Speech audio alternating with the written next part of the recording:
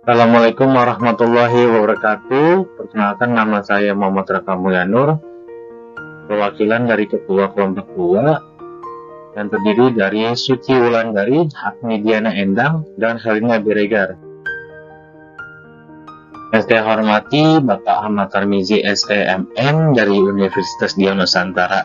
Pembahasan kelompok kami yaitu ekonomi dan sistem perekonomian.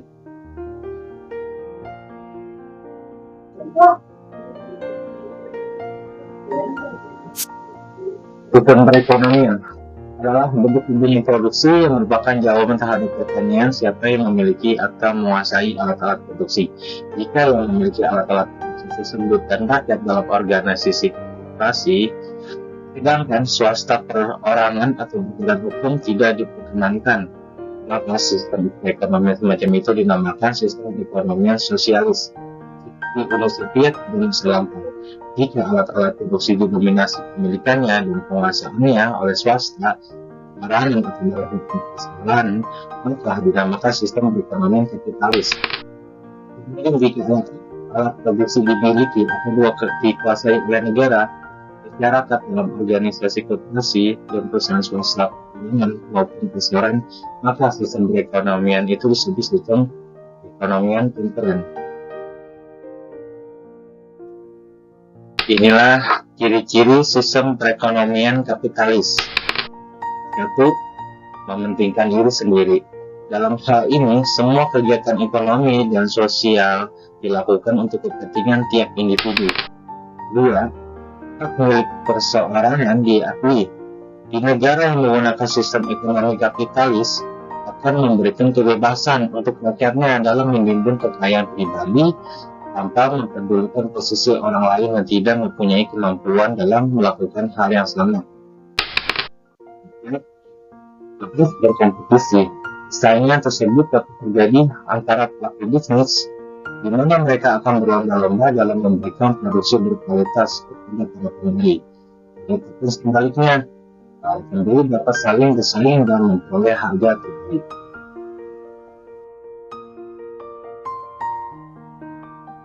Selanjutnya, ciri-ciri sistem ekonomi campuran. Hak milik individu atas faktor produksi diakui, tetapi tetap ada pembatasan dari pemerintah. Kedua, adanya kebebasan individu untuk mendirikan usaha sehingga potensi dan pengembangan kreativitasnya dapat disalurkan. Ketiga, kepentingan umum lebih diutamakan. 4. Campur tangan pemerintah dalam perekonomian hanya menjadi faktor produksi untuk saja tidak orang banyak. 5. Pelaku ekonomi terdiri atas individu, pemerintah, dan swasta. Sebagai contoh bisa kita ambil yaitu PT Kereta Api Persero adalah suatu BUMN yang bergerak dalam transportasi kereta api yang fasilitas monopolinya selama ini diperoleh dari peraturan perundang-undangan, yaitu pasal 6 ayat 1 Undang-Undang Nomor 13 Tahun 1962 tentang perkeretaapian 10, di mana sejak diberlakukannya undang-undang tersebut, kondisi perkeretaapian nasional yang masih bersifat monopoli dihadapkan pada berbagai masalah. Hal lain, lokasi perkeretaapian terhadap transportasi nasional masih rendah, sarana dan sarana belum memadai, jaringan masih terbatas, kemampuan pembiayaan terbatas, tingkat kecelakaan masih tinggi, dan tingkat pelayanan masih jauh dari harapan. Di sisi lain, perkeretaapian sebagai salah satu moda transportasi memiliki karakteristik dan keunggulan khusus, terutama dalam kemampuannya untuk mengangkut baik orang maupun barang secara massal, hemat energi dan hemat penggunaan, punya fitur keamanan yang tinggi, memiliki penggunaan udara serta lebih efisien dibandingkan dengan transportasi jalan untuk angkutan jarak jauh dan yang pada lalu lintasnya seperti angkutan.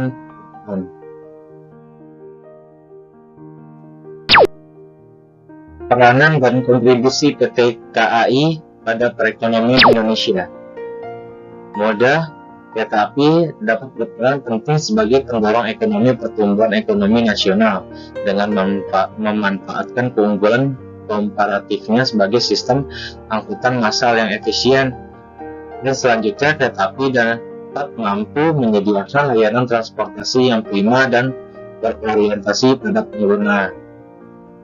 Karena keberadaan golongan kelas ekonomi menengah atas Indonesia akan tumbuh pesat pada tahun-tahun mendatang.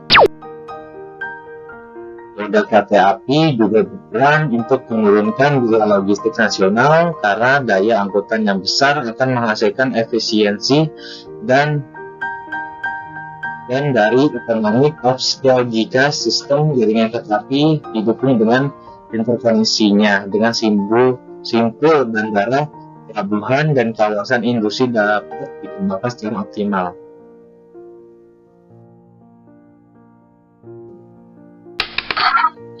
Alasan mengapa moda kereta api bisa dikatakan moda transportasi masa depan.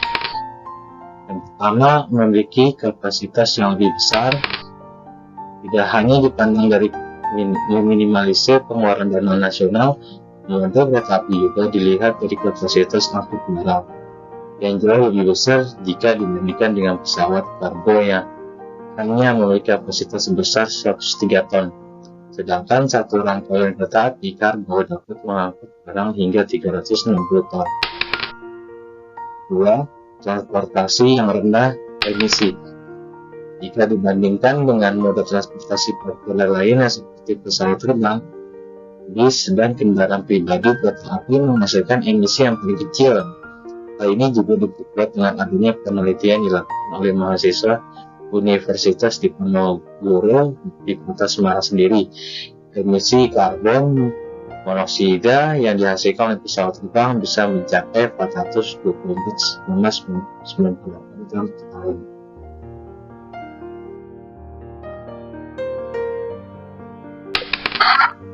Tiga, hemat ruang untuk pembangunan.